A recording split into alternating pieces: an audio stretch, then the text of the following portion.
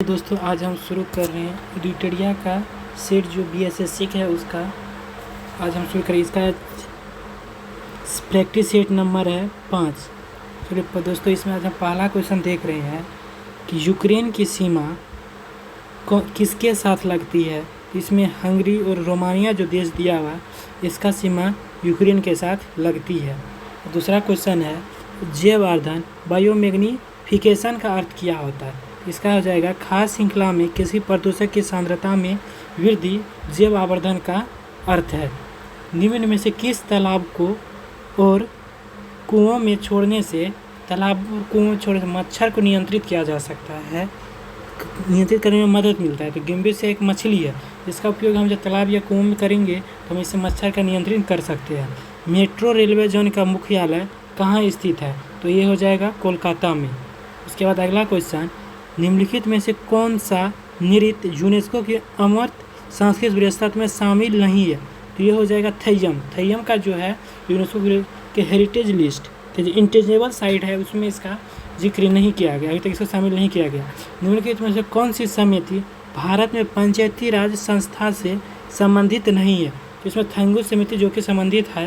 बलवंतराय मेहता समिति त्रिस्तरीय थी, ये भी संबंधित है। और अशोक मेहता राय समिति दो स्तरीय, ये भी संबंधित है। लेकिन ये जो है वह की अलग समिति, इसका संबंध पंचायती राज व्यवस्था से नहीं है।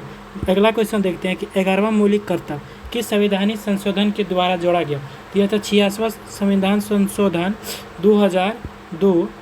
इसमें 11वां मौलिक कर्तव्य को जोड़ा गया। साथ ही आर्टिकल 21 का ए राइट टू एजुकेशन ये भी जोड़ा गया था।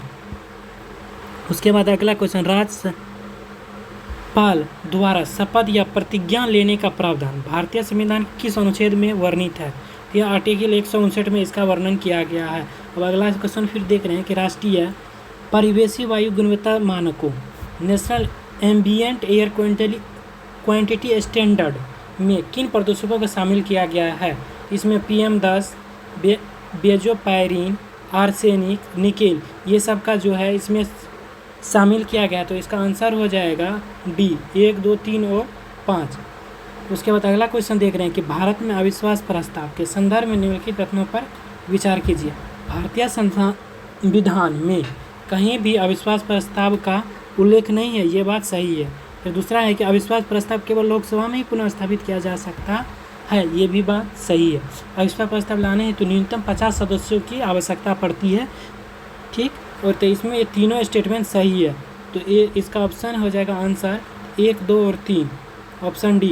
भारत की जनगणना 2011 के अनुसार सबसे कम जनसंख्या या घनत्व वाला केंद्र शासित प्रदेश निम्नलिखित में से कौन सा है, तो ये हो जाएगा अंडमान निकोबार द्वीप समूह, ये जो है सबसे कम जनसंख्या घनत्व वाला यूनियन टेरिटरी है।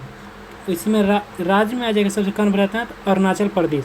काली मृदा के संबंध में निम्नलिखित कथनों में कौन सा सही है। काली मृदा इसमें लोहे के अंश अपेक्षाकृत अधिक होते हैं, ये बात सही है। इसका निर्माण बेसाल्टिक लावा के विखंडन के फलस्वरूप हुआ है, ये भी बात सही है।